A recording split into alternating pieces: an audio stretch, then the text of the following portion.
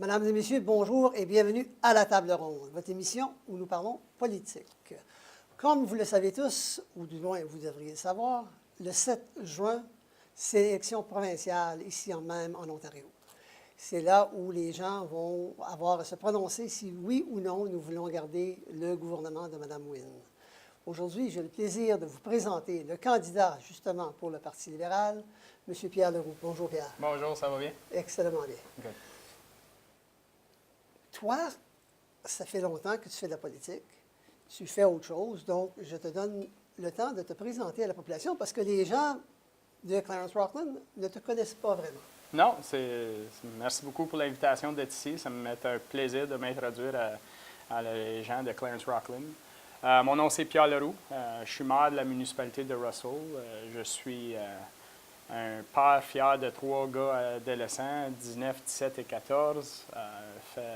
Je viens juste de célébrer 20 ans de mariage avec ma femme Lynn. Je suis petit entrepreneur. J'avais 2 magasins dépanneurs vidéo pour le dernier 17 ans. J'avais commencé quand j'avais 24 ans. Alors, ça, c'était tout un défi au début. Travailler de 5 heures le matin à 23 heures du soir. Pour 18 mois, ça a été long, mais je suis content que je l'ai fait. Ça m'a donné un bon coup pour avancer pour la famille. D'accord. J'ai fait un terme de 4 ans comme conseiller.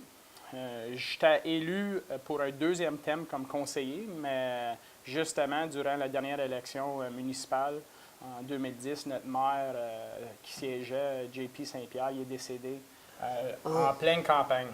Alors, on a eu un by-election, puis j'ai couru contre 3 autres candidats, puis j'ai gagné la mairie. Alors, ça fait 3 ans et demi que je suis dans le poste de maire de la municipalité de Russell, qui m'a permis aussi de siéger au niveau des comtés unis de Prescott Russell. D'accord. Oui.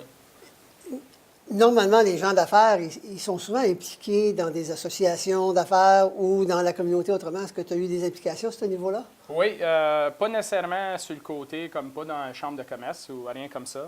J'ai été justement, pour aider à ma communauté, j'ai devenu un pompier volontaire.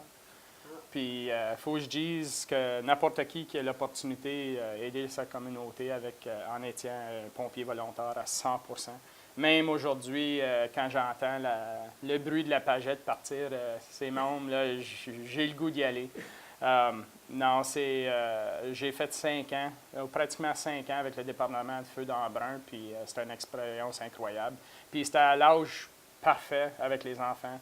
Je veux dire, tu sais, qui veut pas un pompier quand c'est un jeune? Tu joues avec toutes les bébelles, tu conduis les gros camions, c'est incroyable. Le camion rouge est attirant. Oui, exactement. Le Parti libéral, ça fait comme 15 ans que vous êtes au pouvoir. Oui. Et plusieurs personnes commencent à se poser des questions. Il y a de l'usure. Et le gouvernement, évidemment, doit défendre ses positions et les citoyens le font. Alors, pourquoi est-ce que les gens de l'Ontario et les gens de Glengarry Prescott Russell devraient retourner un libéral pour les représenter localement et au niveau de la province? Oui. Je peux dire honnêtement, moi, j'encourage le monde de vraiment regarder localement. Qui est la meilleure personne pour la position, pour la représenter? Évidemment, quand tu regardes tous les partis au niveau provincial, tu regardes les leaders, tout le monde, il y a des inquiétudes avec le monde qui sont là. Puis ça, je comprends ça à 100 % Localement, je veux dire, ça prend quelqu'un qui a de l'expérience. Ça prend quelqu'un qui est capable d'avancer et qui connaît les enjeux puis les opportunités locales.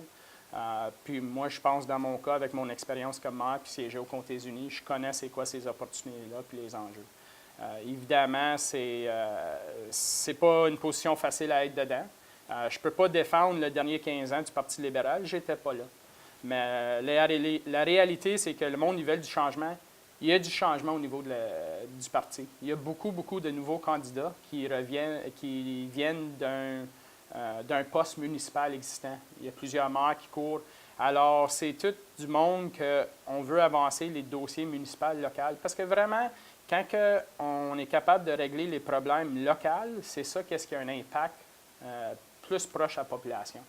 Alors, évidemment, c'est ça qu'est-ce que moi je pousse pour, c'est pour le monde de Glengarry Prescott Russell. Pas pour Toronto, parce qu'on le sait que Toronto, ils ont tendance à faire des décisions qui nous affectent. mais la réalité, c'est qu'on est dans un secteur rural ici, puis il faut être capable de débattre ce côté-là à Queenspark. D'accord. Ceci dit, pourquoi est-ce que, ou plutôt, quel dossier est-ce qui est important ici dans Glengarry Prescott Russell par rapport aux autres? Là? Oui. Là, tu as nommé des grandes lignes, Oui. et un grand thème, Oui. mais il y a des choses plus spécifiques qui nous touchent. Ah oui, définitivement. Et même, il y a certaines choses qui vont se passer à Ottawa qui ont un impact parce qu'on est quand même des villes d'octroi. Oui. Ah, ben ça, c'est certain. Évidemment, la circonscription Glengarry Prescott Russell est énorme. Je veux dire, on parle de Russell jusqu'à la frontière du Québec, Clarence Rockland jusqu'à la frontière du Québec. Ça prend 1 heure de conduite pour se rendre d'un bout à l'autre. Là. On se comprend, c'est très, très gros. Il y a 9 municipalités, puis 9 municipalités avec des dossiers différents. Évidemment, ici à Clarence Rockland, la 17, la 174, ça, c'est un enjeu sérieux. Faut s'en rappeler aussi, pour ceux qui ne le sachent pas, c'était un chemin provincial avant. Oui. Puis c'était le gouvernement conservateur qui l'a mis sur les épaules des comtés unis, pareil comme les services sociaux. On se rappelle, dans ce temps-là, peut-être je peux prendre un step back, c'est facile pour une province de paraître bien. Ils ont juste à faire des coupures, puis mettre tout sur les dos des municipalités. Le transfert des responsabilités. Exactement. Puis qu'est-ce qui arrive au niveau, je peux vous dire, comme maire, si tout se fait transférer sur les dos des municipalités n'auront pas le choix. Ils vont couper des services ou ils vont être obligés de monter les taxes municipales pour faire la différence. Alors, tu sais, il faut je comprends l'idée d'avoir des coupures, mais il faut faire certain que faut tu mettes une plateforme pour dire au monde c'est quoi les coupures vont être. Pas juste, tu sais, donne des slogans, puis, tu sais, on va faire ci, on va faire ça, mais vraiment, tu n'as pas d'information qui vient avec ça. Alors ça, c'est Clarence Rockland, c'est un gros enjeu. Municipalité de Russell, c'est des projets d'infrastructure, eau et égouts pour notre parc industriel à 417. Dans le secteur plus rural, pour les agriculteurs, accès au gaz naturel, accès à l'Internet à haute vitesse. Ça, c'est 2 dossiers très importants. On se comprend que la technologie a changé beaucoup avec les agriculteurs. Je veux dire, beaucoup de robotique. Alors, ils peuvent faire tout de leur téléphone à cette heure. Mais s'ils n'ont pas accès à haute vitesse, ils ne sont pas capables d'investir dans la technologie. Alors, je pense que ça, c'est une priorité définitivement. Un enjeu régional qui est justement d'un dossier, d'un média comme c'est là, c'est le service d'ambulance. oui, c'est fait dans la manchette hier. Oui, exactement. On est dans une situation où que les ambulances de Prescott Russell sont souvent appelées à Ottawa. Puis une fois qu'ils sont rendus à Ottawa, bien, ils continuent à être dispatchés à Ottawa, puis ça enlève des services ici, puis ça coûte les payeurs de taxes ici. Ils sont prisonniers. Prisonniers, oui, on appelle ça la black zone ou la black hole, si tu veux. Là, Une fois qu'ils rentrent, là, c'est dur à sortir. Une des choses qui hante toujours le Parti libéral, c'est les taux d'hydro, parce que justement, ici, dans Glengarry Prescott Russell, la plupart du service électrique est fourni par Hydro One. Oui. Donc, et les taux de Hydro One sont très élevés. Oui. Mme Wynne a fait un recul à un moment donné, mais ça avait l'air de trop tard. Oui. Et qu'est-ce que les gens te disent quand tu arrives aux portes par rapport à cette question-là? Ah, bien, je veux dire, évidemment, l'hydro, c'est cher. Je comprends ça. Comme j'ai dit tantôt, j'ai 3 adolescents. Alors, ils utilisent beaucoup d'hydro chez nous. Ça, je le comprends très, très bien. La réalité, c'est qu'on a mis, les libéraux, ils ont mis en plan d'une réduction de 25 %. Oui. Puis justement, les autres partis, les conservateurs, ils veulent prendre le même plan puis ajouter un 12 %. Alors, je trouve ça drôle qu'ils disent, tu sais, ils trouvent ce problème-là, qu'ils ont voté contre ce programme-là, mais là, quand c'est le temps de pousser pour des changements, ils vont prendre le même plan, puis ils vont juste ajouter un autre 12 % qui ont dit ça, c'est un problème pour commencer. Alors, ça, c'est intéressant, mais la réalité, c'est que pas de différence quel parti qui est en pouvoir dans les années 60 jusqu'à 2000, il n'y a pas d'investissement qui a été mis en infrastructure. Je veux dire, il n'y a personne qui a pensé « Ah, peut-être on va être obligé de remplacer un fil ou un poteau dans 10, 15, 20 ans. » Puis les taux ils ont été gardés bas toutes ces années-là, puis là, on sent l'impact. C'est ça la réalité. Puis comme je dis, il n'y a pas une partie qui a fait mieux que l'autre, mais c'est la réalité, c'est quand les libérales, ils ont venu en pouvoir et ils se sont fait pogner avec le bill à la fin de la journée, que ça s'est tout rattrapé à ce point-ci. Ça se rattrape tout. Il y a eu justement, là, parce que j'ai pris connaissance de ça dans les dernières semaines, Hydro One, lorsqu'il amène beaucoup de pouvoir à des endroits, il donne des grosses factures aux gens qui ont besoin du pouvoir électrique. Et il y a un gros hôtel qui était perdu dans le coin chez vous, dans le bout de Calypso, qui aujourd'hui est à Valcartier. Est-ce qu'il y a une façon de remédier à cette situation-là? Bien, dans ce cas-là, je ne pense pas que c'était le coût d'hydro, c'était la capacité d'hydro. Ouais. C'est justement le même problème que la fromagerie Saint-Albert-Lyon. Est-ce que la capacité d'hydro disponible, faut qu'elle soit augmentée? Puis ça, c'est quelque chose qu'au niveau des comtés unis, on travaille fort dessus.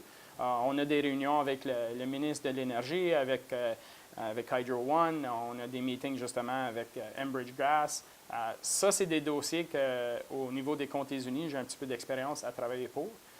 Évidemment, il faut qu'il y ait un partenariat là. Oui. La province, il faut qu'elle embarque. Le parti privé, il faut qu'il embarque. Puis les compagnies qui cherchent à avoir plus d'hydro, eux autres, il faut qu'ils embarquent aussi.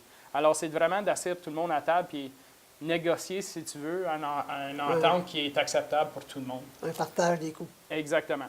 Puis je pense que c'est ça. La réalité, c'est que la province, il faut qu'elle s'implique là-dedans parce que, oui, on est dans un secteur rural, mais il faut comprendre qu'à cause on est dans un secteur rural, on a un désavantage un petit peu parce que les coûts d'amener l'hydro, c'est plus cher. Puis je pense que la province aussi a sorti un programme justement pour les clients dans le secteur rural. Peut-être que ce n'est pas assez discuté ou c'est pas assez promouvoir, mais définitivement, il y a un programme pour les secteurs ruraux pour avoir un autre 10 à 15 de rabais. D'accord. Alors, non, c'est un dossier définitivement, il faut qu'on continue à travailler dessus. Là, je vais t'amener au Parti conservateur. M. Ford dit que sa solution, c'est de congédier le conseil d'administration. Oui. Ça va coûter je ne sais pas combien de millions. Oui. On ne parle pas d'un ou deux, là. On parle de plusieurs millions. Que penses-tu de cette idée-là, toi? Bien, la réalité, c'est que ça va coûter très, très cher, comme vous dites. Ça va coûter des millions. Puis ça va avoir zéro impact sur la facture du monde. Tu ne vas pas voir une réduction sur ton bill à cause qu'ils ont clairé toutes ces personnes-là.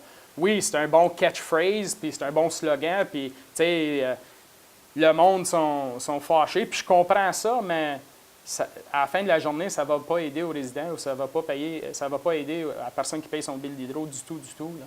D'accord. Oui, y a-t-il des changements qui peuvent être faits? C'est rendu une compagnie privée quand même, là. On est majority shareholder, puis on pogne les ristournes pour ça. Mais à ce point-là, pour M. Ford, c'est un catchphrase, ça ne va pas faire une différence, c'est billes du monde. D'accord. C'est un catchphrase. Est-ce que le gouvernement a suffisamment de poids au conseil d'administration pour mieux contrôler, si on veut, là, ce qui se passe à Hydro One? Je dirais, pour ceux qui ne le sachent pas, j'ai venu dans ce poste-là 4 ou 5 semaines passées, alors je ne savais même pas. Alors, j'essaie de me rattraper de ces dossiers. Oui. Alors, pour dire que est-ce qu'ils ont assez de pouvoir, je sais qu'ils tiennent 47 des actions. Alors, il y a définitivement un impact qui peuvent avancer, si tu veux. Ça prend au moins un autre 4 de Copardo pour leur supporter. Oui. Est-ce que je peux dire, ils ont-tu un impact? Je penserais qu'il y aurait un impact. À quel niveau cet impact-là, je ne peux pas dire à ce point-ci. D'accord. Dans Glengarry Prescott Russell, parce que c'est là où on est, la condition des routes est peut-être pire que Toronto. Eux ont un problème de volume. Mm-hmm. Nous, on a le problème que nous, on est vraiment dans le climat canadien. Avec, quel genre de programme est-ce que la province met en place pour les infrastructures pour justement venir en aide à nos municipalités qui ne sont pas très grosses? On n'a pas le budget de la Ville d'Ottawa où ils dépensent 800 ou 1 milliard de dollars sur les routes juste pour l'entretien. On ne parle pas des grosses infrastructures. Oui. Bien, la réalité, c'est que quand vous êtes dans une ville, tu sais, 1 kilomètre de chemin, tu peux avoir une centaine de maisons, une centaine de payeurs de taxes. Ici, dans le rural, 1 kilomètre de chemin, tu peux avoir 2 payeurs de taxes. Définitivement, on est dans un désavantage pour ça. Je veux dire, je donne comme exemple la Nation, juste la municipalité de la Nation a pratiquement autant de chemins que les comtés unis au complet. Alors, c'est évidemment c'est très difficile. Mais la province a des programmes où qui subventionnent. Il y a de l'argent donné aux municipalités. En Glengarry Prescott Russell, il y a à peu près 40 à 50 millions par année qui sont donnés à les municipalités, à des organismes à but non lucratif, à des entreprises. Alors, oui, il y a le OCIF Fund qui appelle, l'Infrastructure Fund, qui est redonné aux municipalités, que les municipalités utilisent dans leur budget pour aider à payer justement des chemins. Mais c'est tout un défi au niveau municipal de faire les investissements, puis à quel chemin. Je suis comme, tout le monde aimerait ça, leur chemin qui soit pavé. Ça, faut que je dise comme maire, ça, c'est la question la plus, que je reçois le plus souvent, c'est quand que mon chemin va être pavé. Puis je dis tout le temps, bien, on a à peu près 250 km dans la municipalité, puis on fait à peu près 5 à 10 km par année. Espérant, dans 25 ans, tout va être fait. Donc, sur ça, on doit prendre une pause. Oui. Mesdames et messieurs, nous devons prendre une petite pause et je vous prie de demeurer avec nous. Et en revenant, nous allons parler santé avec notre candidat libéral.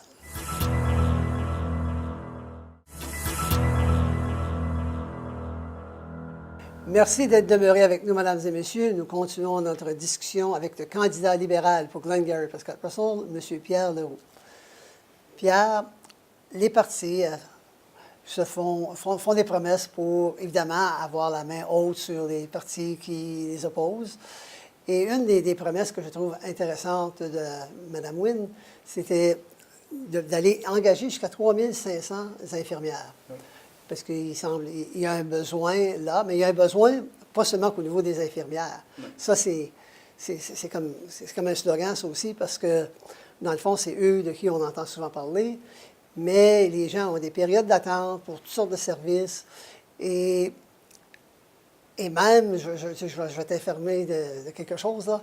Je suis même au courant que le gouvernement a remis un montant à 5 hôpitaux à travers la province, 5 hôpitaux différents, pour des soins spécialisés. C'est un nouveau programme pour les gens qui ont des problèmes rénaux bien avancés, bien particuliers. Okay. Et quand l'hôpital d'Ottawa, je n'ai pas peur de le nommer, eux ont décidé qu'ils vont prendre ça pour éponger leur déficit, parce qu'ils ont un gros problème de déficit, alors que l'argent était ciblé pour un programme spécifique.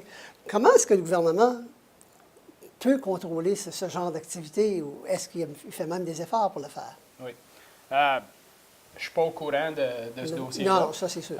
Je peux dire que c'est certain que le gouvernement libéral investit dans le dossier de santé. Là. Je veux dire, on a parlé un petit peu tantôt de les coupures durant les années 90 de Mike Harris. Au-dessus de 20 hôpitaux qui ont été fermés, 6 000 infirmières qui ont été lâchées. L'hôpital Montfort, ils ont essayé fort de fermer, puis c'est grâce aux francophones, en grosse partie les francophones de Glengarry Prescott Russell qui sont débattus pour le garder. Oui. Évidemment, on a besoin de l'investissement dans la santé. Je veux dire, on est dans un point que 1 sur 5 Ontariens va avoir une expérience avec santé mentale dans leur vie. Je peux dire comme, tu sais, quelqu'un que je dis tout le temps, je suis dans Sandwich Generation, ou que j'ai des membres de ma famille plus âgés, puis je peux te dire que quand tu es assis dans une chambre avec un docteur, puis tu entends quelqu'un dire que cette personne-là a Alzheimer's, là, tu commences à réaliser, bien, ça prend des soins. Ou que tu es dans une chambre, puis tu entends quelque chose à propos d'un enfant qui a essayé de se suicider. C'est des choses qu'on a besoin de l'aide avec. Évidemment, c'est quelque chose qui coûte cher, la santé. Oui. Je veux dire, tu sais, quand tu n'es pas dans la situation que tu as besoin de l'aide, tu peux critiquer tout ce que tu veux. Oui. Mais à un point, quand tu vas avoir besoin de l'aide, tu vas être content qu'il soit là. Évidemment, comment que l'argent est dépensé, dans quel secteur qu'il soit dépensé, ça, il faut mettre des pratiques en place, il faut mettre des choses en place pour faire certain que c'est bien investi, puis c'est contrôlé. Évidemment, c'est tout le temps quelque chose à améliorer. Au niveau politique, nous autres, on met les politiques en place, puis après ça, des employés qui mettent en effet, qui gèrent. Puis ça, c'était à tous les niveaux de gouvernement. Alors, c'est faire certain que vous avez les bonnes équipes pour gérer ces dossiers-là. Mais à la fin de la journée, ça tombe toutes ces épaules des politiciens. Puis il faut qu'ils soient capables de prendre responsabilité pour leurs décisions. Puis quand ils voient un problème, il faut qu'ils soient capables de l'adresser puis de le régler. D'accord. On a une population vieillissante. Oui. On a des gens qui ont des listes d'attente, qui attendent pour rentrer dans différentes institutions, Oui. à pu finir. On a des lits, justement, d'hôpitaux qui sont occupés par des gens qui sont trop malades pour retourner à la maison et il n'y a pas de place dans des institutions pour eux, pour personnes âgées, qui soient autonomes ou pas autonomes du tout. Et on me lançait un chiffre à un moment donné que j'ai entendu, qui était au-delà de 3000 personnes à travers l'Ontario qui étaient dans des hôpitaux. Oui. Et ça coûte beaucoup plus cher, j'imagine, garder une personne dans un hôpital, dans un lit d'hôpital, que dans une résidence personne âgée. Oui. Est-ce que le gouvernement a mis un plan d'attaque Oui. pour régler cette situation-là? Parce que là, ça pourrait aider les listes d'attente des gens qui ont besoin d'aller à l'hôpital, Oui. et deux, réduire le coût. Oui, bien, définitivement, je veux dire, le budget du gouvernement est libéral. Il y a eu des investissements dans ces secteurs-là. Mais c'est pas, faut comprendre, tu sais, c'est pas un problème qu'on peut juste attaquer d'une façon. Il faut que ça soit, tu sais, de plusieurs multi-pronged approach, si tu Oui. veux. Je veux dire, il y a un investissement qui est fait pour aider le monde plus âgé à la maison d'être capable de continuer à vivre à la maison, parce qu'on sait que ça, c'est la meilleure option pour le système. D'accord. Les- Et mentalement pour les personnes concernées. Ben, c'est ça. Oui. Puis les lits à long terme, on le sait dans Glengarry Prescott Russell, la résidence Prescott Russell vient juste de recevoir un autre 76 lits qui va définitivement aider dans notre région. On sait qu'il y a le centre Roger Séguin ici à Clarence Rockland qui a fait application, qu'ils attendent, tu sais. Mais c'est ne peut pas tout fait en même temps. Non, non. Il faut que ça soit graduel, puis faire certain que, comme j'ai dit tantôt, les investissements qu'on fait, il faut qu'ils soient faut qu'on garde un œil dessus, vérifier que ça marche bien, puis aller continuer avec le plan. Mais on est vraiment le seul parti qui a un plan solide pour investir. Je veux dire, oui, on parle d'un déficit Oui. quand ça vient au plan libéral, mais c'est tous des investissements dans l'infrastructure que les municipalités, c'est drôle parce que les municipalités ont la plus grosse proportion d'infrastructures aux 3 niveaux, puis c'est celui qui reçoit le moins de taxes. Oui. Alors, il faut qu'ils ont besoin de l'aide provinciale fédérale pour leur infrastructure, ça, c'est certain. Alors, l'investissement-là. Puis l'investissement, justement, pour la santé physique, la santé mentale, c'est là que les investissements y vont. Puis c'est là qu'on continue à investir parce que, veut pas, tout le monde a besoin d'un coup de main à un point. Puis quand tu as besoin d'un coup de main, tu veux que ce soit pour toi ou pour un membre de ta famille, tu veux que l'aide soit là. C'est pour ça qu'on s'en va dans cette direction-là. D'accord. On a touché l'infrastructure. Oui. OK, il y a le train léger à Ottawa qui va s'en venir plus près de Clarence Rockland Oui.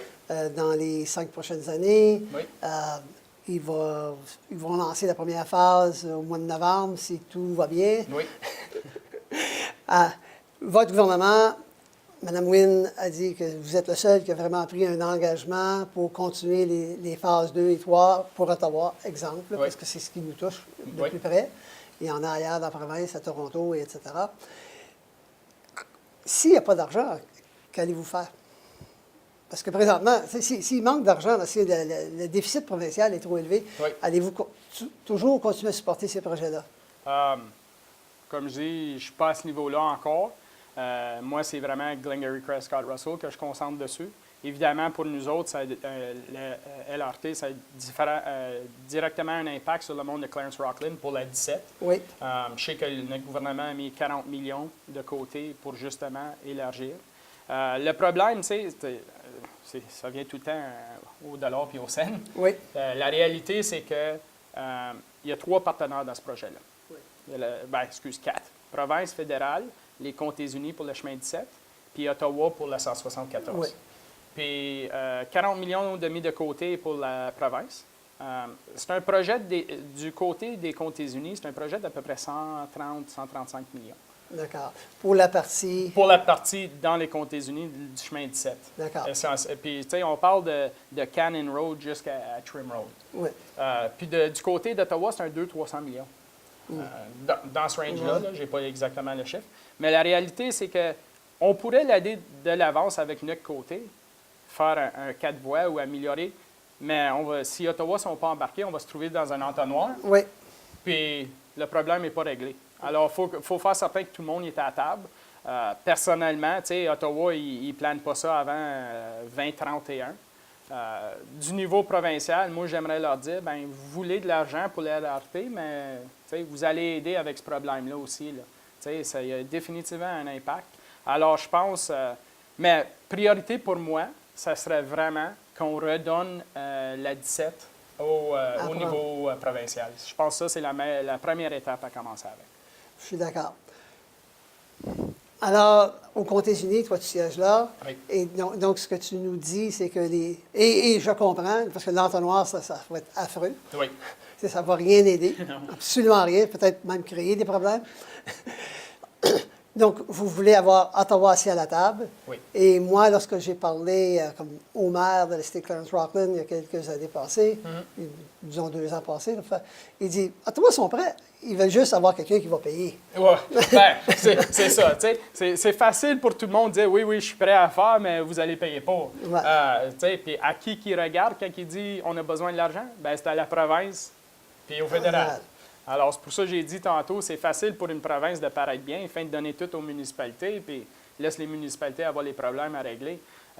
Mais il faut qu'il soit... c'est pour ça que le gouvernement libéral investit justement dans l'infrastructure. Puis c'est, tu sais, est-ce que ça va être un dossier facile à régler? Je pense pas, parce qu'on travaille dessus depuis le temps de Jean-Marc Lalonde. Oui. Moi, je ne suis pas le type de personne qui fait des promesses électorales. Moi, je suis le type de personne qui dit, la seule promesse que je peux faire, que m'a travaillé fort pour ces dossiers-là. D'accord. Puis c'est ça, c'est ça mon plan d'attaque, c'est d'essayer de le monter au niveau provincial. On le voit quand tu vas du côté ouest, passer Canada, tu vas à Almond, Perth, ces choses-là. Ouais. Une belle 4 voies tout le long, oui. C'est un chemin provincial. Et alors, on peut avoir le même côté sur notre bord. Mais jusqu'à date, le ministre des Transports a toujours dit non. Oui. Alors, quel argument est-ce qui manque pour que la province dise oui, mais il n'y a que de pas, on n'aurait pas dû avoir fait ça? Ah, bien, je pense que c'est comment tu vends le dossier. Je pense que la réalité, c'est oui, au niveau des Comtés-Unis, on a eu plusieurs rencontres avec le ministre de Transport. L'étude environnementale est complète à ce temps. Il y a de l'argent qui a été investi là-dessus. Ça, c'est une première étape. Oui. Évidemment, regarder toutes les options possibles. Là que l'étude est faite, on peut commencer à continuer à avancer le dossier. Mais c'est les relations qu'on est capable de faire avec le monde. Puis, un problème qui était difficile, mon prédécesseur, M. Grant Crack, ne faisait pas partie du caucus d'Ottawa, avec tous les ministres d'Ottawa. Ah. Alors, moi, j'ai déjà fait l'étape. Je suis déjà assis avec les ministres pour jaser des discussions, les enjeux de Glengarry Prescott Russell. Puis, moi, si je rentre, m'a faire partie du caucus d'Ottawa. Justement parce que veut pas, on est assez proche d'Ottawa, il faut qu'on soit impliqué avec le caucus d'Ottawa. Oui, qu'importe où on est, que ce soit en Brun ou Clarence-Rockland, exactement. On est sur les banlieues. Exactement. Donc, sur ça, je te remercie beaucoup. Ah, merci beaucoup. C'était bien intéressant. Je te souhaite bonne chance dans la campagne électorale. On va surveiller ça de près le 7 juin. Parfait. Et sur ce, mesdames et messieurs, je vous dis merci d'avoir été là avec nous et je vous dis à la prochaine. Salut. Merci.